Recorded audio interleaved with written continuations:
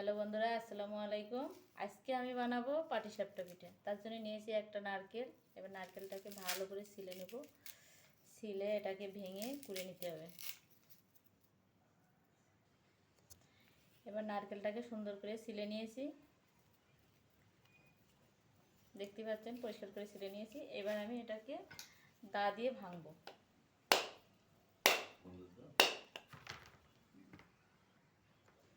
এবার নারকেলটাকে আমি দু খণ্ড করে নিয়েছি। এবার এটা আমি কুড়বো। কোড়ার জন্য নিয়েছি একটা কুড়নি আর নিয়েছি একটা প্লেট। এবার এটাকে কুড়তে হবে।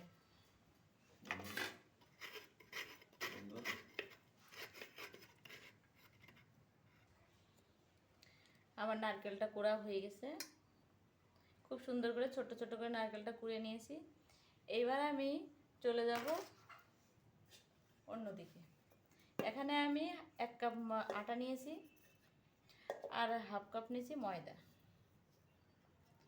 এবার এটাকে সুন্দর করে মাখিয়ে নিতে হবে। এবার এতে দিয়ে দেবো সামান্য একটু লবণ। এবার এটাকে সুন্দর করে মাখাতে হবে। আপনি হাত দিয়েও মাখাতে পারেন বা হ্যান্ড দিয়েও মাখাতে পারেন। এবার এতে সামান্য দিয়ে দেবো আমি একটু পানি। ব্যাটারটা সবসময় পাতলা করতে হবে, বেশি ঘন করা যাবে না। ঘন করলে তখন পিঠেটা মোটা হবে। তো এইভাবে অল্প অল্প করে পানি দিয়ে দিয়ে ব্যাটারটা বানিয়ে নিতে হবে। এভাবে সুন্দর করে এটাকে ফাটাতে হবে। যত বেশি ফাটাবেন তত বেশি ফুলকো হবে, ছিদ্র ছিদ্র ভাবটা আসবে। সেদ্ধটাও সুন্দর হবে, খেতেও ভালো লাগবে। আবার এতে আমি অ্যাড করেছি একটু পানি।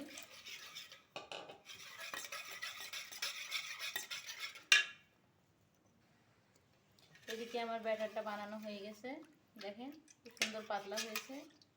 যত পাতলা হবে ততই খেতে ভালো লাগবে। তো এইবার আমি চলে যাব চুলার দিকে নারকেলটা রেডি করতে। এবার আমি চুলার উপরে দিয়েছি একটা কড়াই। এবার এটাকে আমি জাল ধরিয়ে দেব।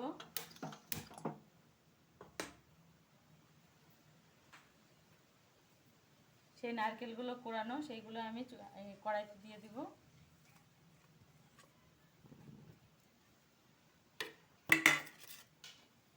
এবার এতে অ্যাড করব চিনি। চিনিটা আপনাদের পছন্দ মতো, যে যেরকমের মিষ্টি খাবেন।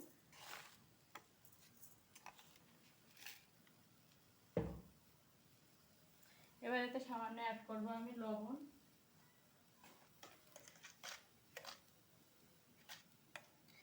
এতে আমি কোনো পানি দেব না। পানি নারকেল বা চিনি থেকে যেটা বেরোবে সেটাই হবে।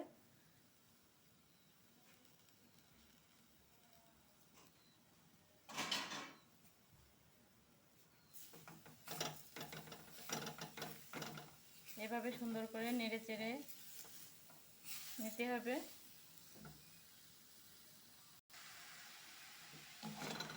দেখতে পাচ্ছেন খুব সুন্দর একটা কালার চলে আসতেছে। এভাবে আর একটু নেড়ে চেড়ে নিতে হবে। একটু বেশি বেশি করে নাড়তে হবে, তা না হলে নিচে লেগে গেলে রঙটা নষ্ট হয়ে যাবে। তাই আমি একটু বেশি বেশি নাড়ছি, আপনারাও নাড়বেন। আমার নারকেলটা রান্না হয়ে গেছে। কেউ যদি নারকেলের ভিতরে সুজি ভিজিয়ে রেখে যদি দিতে চান তাও দিতে পারেন, কোনো অসুবিধা নেই। কিন্তু আমি এটার ভিতর দেইনি। তো এবার দেখতে পাচ্ছেন আমার নারকেলের পুরটা হয়ে গেছে। এবার আমি এটাকে নামিয়ে দেব। এবার আমি চুলোর উপরে একটা প্যান বসিয়ে দিয়েছি। তো এবার চুলোটাকে ধরিয়ে দেব। এবার এতে একটু হালকা তেল ব্রাশ করে নিতে হবে। এতে আমি দিয়ে দেবো অল্প করে একটু তেল, এবং তেলটাকে সমস্ত জায়গায় ব্রাশ করে দিতে হবে।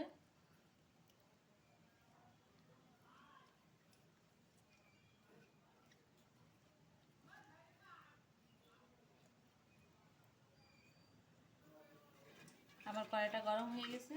এবার আমি দিয়ে দেবো এতে সেই বাটার।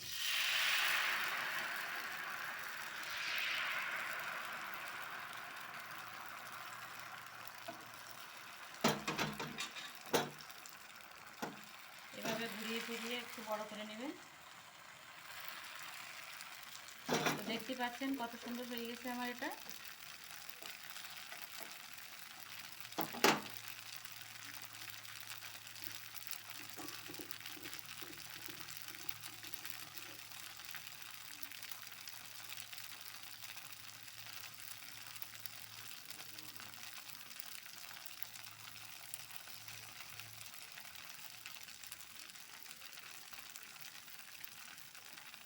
এবার সুন্দর একটা নরম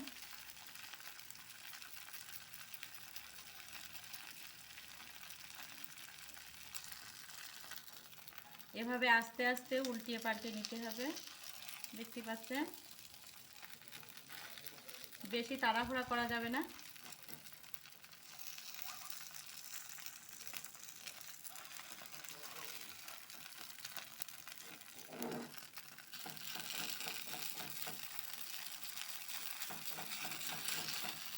এই পিঠেটা যতটা খেতে সুন্দর কিন্তু বানাতে গেলেও ততটাই কষ্ট।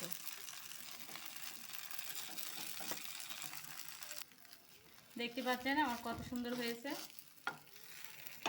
আপনাদের বোঝানোর জন্য আমি আরও একটা করে দেখাবো। খেতে খুব মজা, আপনারা বাসায় একদিন করে দেখেন, খেতে খুব মজা, খুব ভালো লাগবে।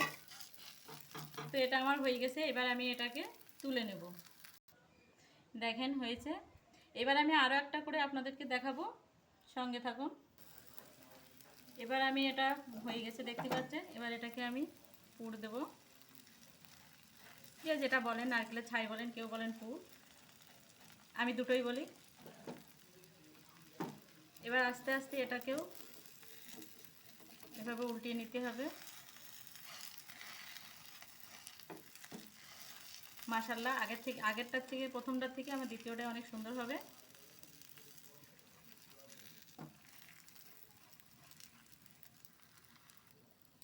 আমার দ্বিতীয়টাও হয়ে গেছে দেখতে পাচ্ছেন। এভাবে আপনারা বাসায় ট্রাই করবেন, খুব ভালো লাগবে খেতে। আর নতুন জামাই ঘরে আসলে তো অবশ্যই খেতে দেবে, তাহলে জামাই শাশুড়িকে অনেক প্রশংসা করবে। তো এটা আমাদের ইন্ডিয়ায় বলে জামাই সাপটা পিঠে, আর অন্য দেশে কি বলে সেটা আমি বলবো না, কারণ ইন্ডিয়ায় এটা বলে জামাই সাপটা পিঠে। তো আজকের ভিডিও আমার এখানেই শেষ না, আমি আরও আপনাদের দেখাবো। পুরোটা আমি পরপর করে নেব, নিয়ে আপনাদের লাস্টে আরেকটু দেখাবো। দেখতে পাচ্ছেন আমার পিঠাগুলো হয়ে গেছে। আমি এক এক করে সবগুলো পিঠা বানিয়ে নিয়েছি। তো আপনারাও বাসায় এভাবে বানাতে পারবেন। আর এই পিঠাটা সব ঋতুতেই খাওয়া যায়। ঘরে মেহমান আসলে অবশ্যই আপনারা বানিয়ে খাবেন আর খাওয়াবেন, দেখবেন খুব ভালো লাগবে। তো আমার ভিডিওটা এখানেই শেষ। আল্লাহ হাফেজ।